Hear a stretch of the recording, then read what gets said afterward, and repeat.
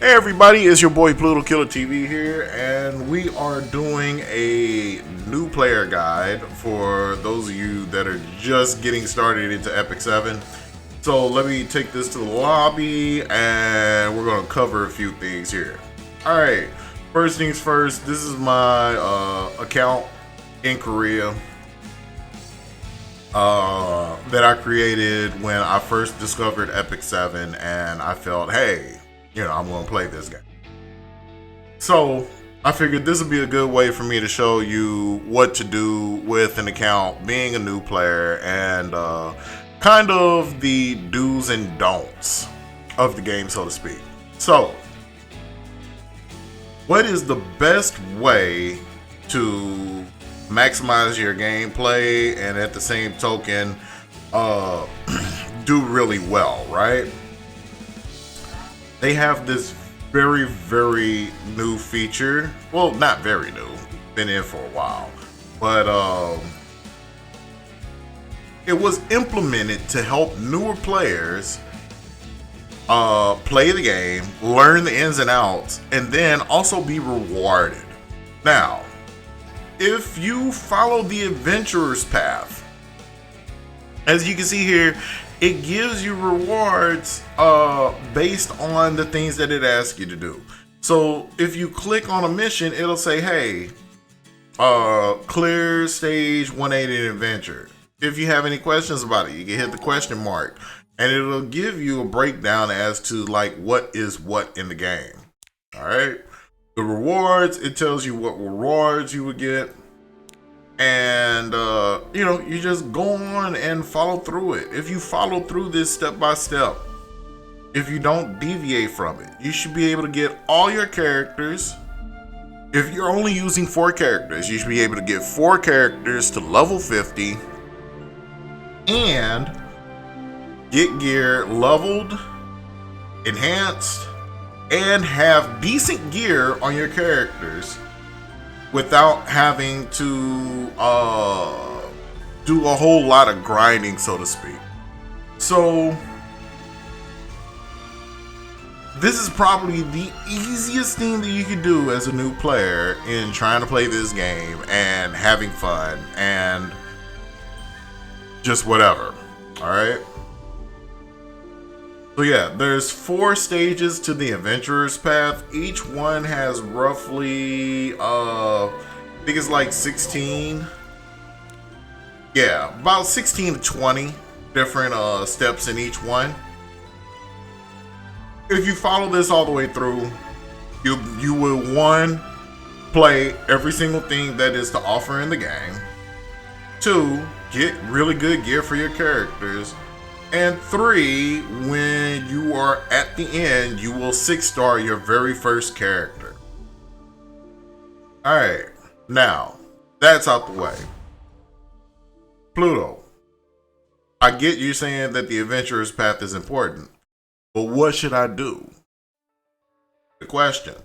Alright, so when you first start the game, you're going to have the prologue, prelude, whatever. It's basically going to tell you the story of how the last battle against the bad guys went, and Rise ends up falling asleep for however many years. The main character, he wakes up, and then you're here. You start off in the adventure in chapter 1-1. And if you follow along with the story, it basically tells you about what happened in the time frame that you were asleep and all that other goody stuff, right? Okay. So once when you get here, you're going to get to chapter 1-4. You complete chapter 1-4, you're going to be able to do your first summon.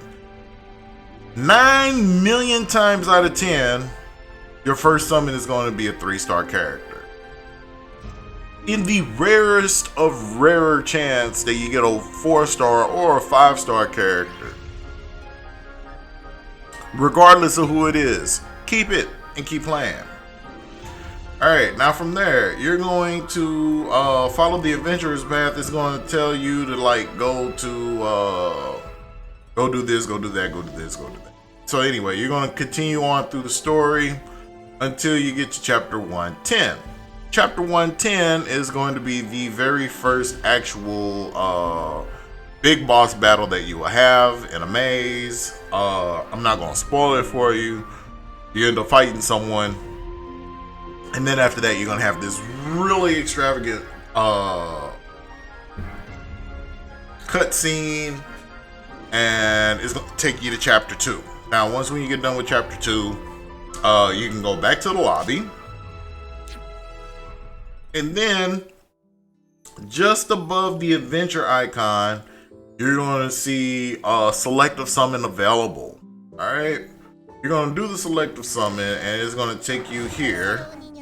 I already did it, so it's gone. Sorry, I can't show you that. But you're going to end up doing a Selective Summon, and when you go do the Selective Summon, it's going to tell you that, hey, welcome, this is your Selective Summon. This is your chance to get a very good start in this game. The Selective Summon is going to be 10 summons in one go, and once when you get done with those 10 summons, you get to choose if you're going to keep those 10 summons or if you're going to do another 10 summons. Now, that being said, this is what I tell everyone. If you get a 5-star character, if you get a 4-star character with it, keep it. That's an optimal start, all right? If you get a 5-star character only, there are marquee 3-star characters that you will want to have with it. Those marquee 3-star characters are the healers. You get Aether for free. And Aether is a really good healer. They provided him with a buff. He is actually very usable now. I mean, you can pretty much use him all the way up until you beat the game at chapter 10:10. The other one would be Hazel. Hazel is probably the best offensive healing unit for a 3-star that you will ever get. She provides an attack buff to all teammates. Her single target heal provides an additional 50% healing if the target that she is healing is under 50% health. And that's pretty much it with her. Montmorency is another 3-star healer, but in my opinion, she is not a character that you would say, I'm going to start playing this game with her. She is someone that after you've played the game for a while and understood it, you go, okay, I want to start using Montmorency at this point. That's a subject for a whole nother time. We can cover that later on. Alright, so with that being said, you have now completed your Selective Summon. You have gotten at least one 5-star character and either a host of 4-star characters or 3-star characters to go with that one 5-star character.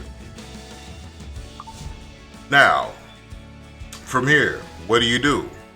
Go back to the Adventurer's Path. Follow the Adventurer's Path from here on out. As you see, the next one says clear stage 2-2 in adventure. We would do that, and then after that it says clear spirit altar 1. So that's any spirit altar. There's 5 altars, one for each element in the game: earth, fire, ice, light, and dark. You do any of them, number 1, you get the reward. And then you keep following this all the way until you're done with this first one. And when you get done with this first one, you're going to see it says 16 of 16, receive a reward. So you collect all your rewards up here, and then your 16th reward is going to be, the 17th reward anyway, is going to be this Giga Phantasma. Okay? Now, that being said, you would follow those all the way through at that point. So it will continue going on from chapter 3, chapter 4, chapter 5, chapter 6, and then it's going to go over different hunts: 1, 2, 3, 4, so on and so forth. Alright, so next question would probably be, Pluto, what do I do about gear? If you're following the Adventurer's Path, there's really no need for gear. okay? Because it's going to give you quite a sizable amount of gear through doing it. There's also the golden chest in the mazes of the story. You go unlock them, you get special gear from them as well. As far as like what kind of gear set should I use and things of that nature, I have a video that covers the different types of gear that are available and what they do. I'll put them in the description down below. That way you can go ahead and watch that video and learn a little bit about gear. Outside of that, you know, we covered the story, we covered the adventurer's path. It's not really a whole lot more outside of that, because when you're doing the adventurer's path, it's going to explain to you all this other stuff that's available here. And when you unlock it, it's going to tell you, hey, go do this. And you're going to learn about each one of these as you do them. So, another question that I notice a lot of new people will ask me is, what do I do for experience? I hit a wall and I can't really beat what I'm going up against. What should I do to gain more experience at this point? Okay, so there are a few things that you can do, and it all depends on the characters that you have, right? One thing that you can do is go to the mission that you were last able to complete and just keep completing that mission over and over and over again. You're going to get some experience, you're going to get some gold, you're also going to get a whole bunch of fodder material, whether it be monsters, gear, you know, things like that. Another thing that you can do is that you can go here to battle, and then after that, depending on where you at, you should have the spirit altar unlocked.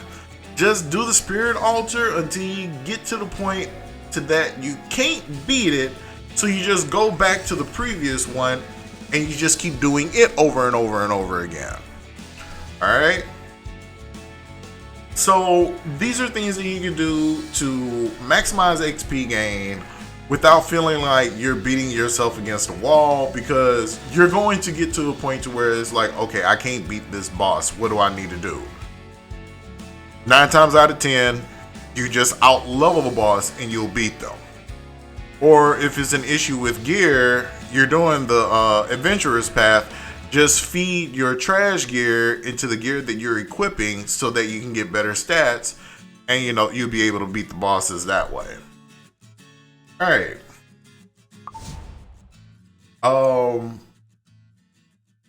If there were anything that I would try to tell you to do, is make sure you go to reputations whenever you see it lit up and collect them, because you got daily reputations and then you have reputations that are unlocked. These are like your achievements. Every time you do them, just go ahead and collect them, because you'll get gold, you'll get energy, you'll get charms to enhance your gear, and a whole lot of other stuff that'll come with it.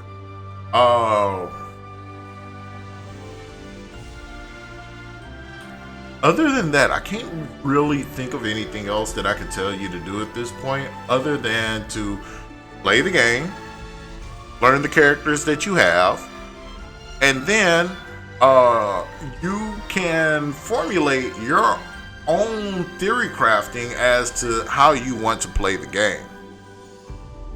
The beautiful thing about this game is there is no right or wrong way to play it. It's only how you want to play it and how you want to learn it. Alright? If you have any questions, by all means, post your questions down below. I'm going to post all my social information in the description, so you can be sure to contact me anytime that you like. Anytime that I'm live streaming on Twitch, you come in there and say hi, hey, I got a question, and I'll be more than glad to answer them for you. Alright? Please do take care, enjoy yourselves, and most of all, enjoy the game. Alright? Bye, everybody.